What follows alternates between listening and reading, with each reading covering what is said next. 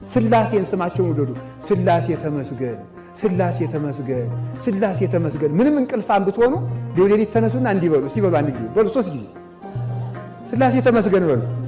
ድገሙት፣ ድገሙት። ለሰይጣን እዚህ በላይ ጦር የለው። ቀኑን ሙሉ ዝም ብላችሁ ስላሴ ተመስገን በሉ።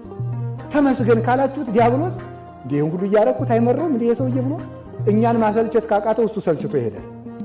ተመስገን በሉ።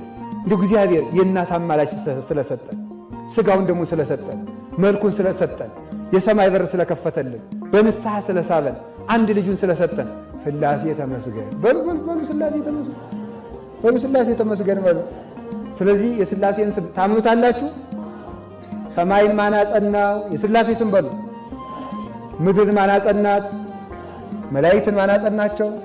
ፍጥረታትን ማን አጸናቸው? ለሁሉ ነገራችሁ የስላሴን ስም ተጠቀሙ።